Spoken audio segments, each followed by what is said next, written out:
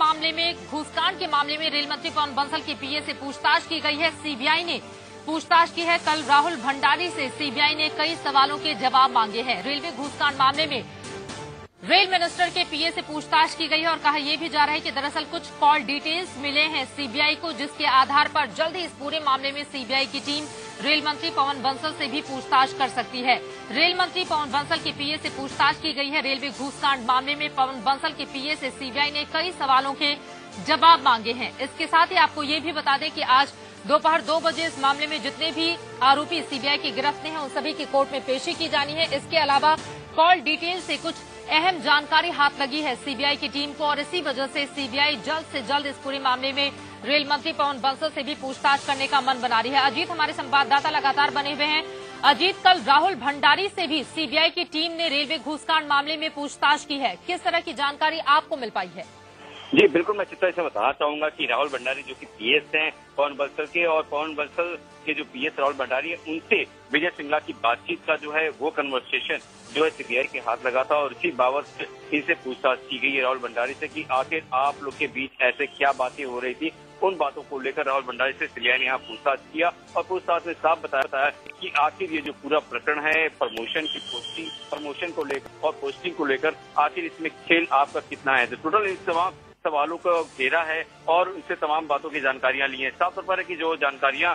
राहुल भंडारी ने दी है उसी बाबत सीबीआई का ये भी कहना है सूत्रों का कि आगे चलकर जरूरत पड़ेगी तो इनके ओएसडी जो हैं उनसे भी पूछताछ होगी और साथ ही साथ इन तमाम लोगों के पूछताछ होने के बाद से पवन बंसल से भी पूछताछ की जा सकती है। अगर इन तमाम लोगों पे पूरी पूछताछ में कोई कंक्लूसिव रिजल्ट आता है तो साफ तौर पर है कि राहुल भंडारी से जो पूछताछ हुई है वो काफी अहम मानी जा रही है, क्योंकि लगातार जो बार बार विजय सिंघला का आ रहा था, विजय सिंघला किसके दम पे काम कर रहा था, क्योंकि विजय सिंघला ने खुद ये कहा था कि हाँ मामा से बातचीत हो गई है कन्वर्सेशन के दौरान। तो साफ तौर पर है कि जग जाहिर हो रहा था कि तमाम ये जो पीएस और ओएसडी हैं इनकी भी पूरी मिलीभगत लगती है ट्रांसफर और पोस्टिंग में और साथ में पैसे की लेन देन में। ऐसा लग रहा है कि दरअसल एक पूरा का पूरा बड़ा नेटवर्क काम कर रहा था और वो पैसे लेकर किस कदर प्रमोशन दिलवाता था, क्योंकि एक के बाद एक कई ऐसे मामले सामने आ चुके हैं। सीबीआई ने जैसे जैसे अपनी तफ्तीश आगे बढ़ाई है, बहरहाल 4 घंटे तक पवन बंसल के पीए से पूछताछ की गई है और जिस कॉल डिटेल की बात कही जा रही है कि एक कॉल डिटेल के जरिए दरअसल नाम सामने आ रहा है कि कई बार फोन कॉल की गई है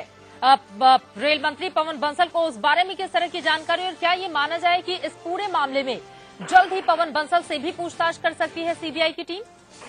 देखिए, अभी कहना ये थोड़ा जल्दीबाजी होगा, लेकिन जिस हिसाब से कॉल डिटेल सीबीआई के पास लगी है, हाथे चढ़ी है, उसी कॉल डिटेल के मार्फत इन्होंने ये बताया है कि विजय सिंघला से लगातार कन्वर्सेशन राहुल भंडारी की होती रही है और ये लगातार कन्वर्सेशन में तकरीबन इनसे जो लगातार बातचीत हुई है हजारों टाइम हुई है और कन्वर्सेशन में बार बार ट्रांसफर पोस्टिंग की ही बात की गई है। तो इस बाबत से ही साफ तौर पर है कि उसी आधार पर कि आखिर ये जो विजय सिंघला कर रहा था किसके दम पे कर रहा था, यानी साफ जाहिर है, सबसे कोई बात ही छुपी नहीं है कि पवन बंसल जी का भांजा होने के नाते ये पवन बंसल जी की पूरी पोजीशन को ही लेकर ऑपरेट कर रहा था और जिस हिसाब से इसने खुद ये टेलीफोनिक कन्वर्सेशन में कहा भी है कि मामा से मेरी बातचीत तो हो चुकी है और आपकी वहाँ पे पोस्टिंग हो जाएगी, आप उससे कन्वर्सेशन कर लो महेश से। तो साफ तौर पर है कि जिस हिसाब से संदीप गोयल से उन्होंने कबूला भी है तो उससे जग जाहिर हो रहा था कि जल्द ही ये भी हो सकता है कि ओएसडी से पूछताछ करने के बाद से सीबीआई आगे के लिए रिक्वेस्ट भेजेगी और रिक्वेस्ट भेजने के बाद से पवन बंसल भी पूछताछ कर सकती है तमाम इन मामलों को लेकर। बिल्कुल, यानी कि फंसे हुए नजर आ रहे हैं रेल मंत्री यहाँ पर सीधे, हालांकि पहले ही विपक्ष उनके इस्तीफे की मांग पर अड़ा हुआ है। अब देखना यही होगा कि क्या रेल मंत्री की कुर्सी बचती है, क्योंकि कहीं न कहीं सीधे रेल मंत्री का नाम भी इस पूरे मामले में सामने आता हुआ नजर आ रहा है। फिलहाल के लिए शुक्रिया अजीत, आगे भी जानकारी आपसे लेते रहेंगे।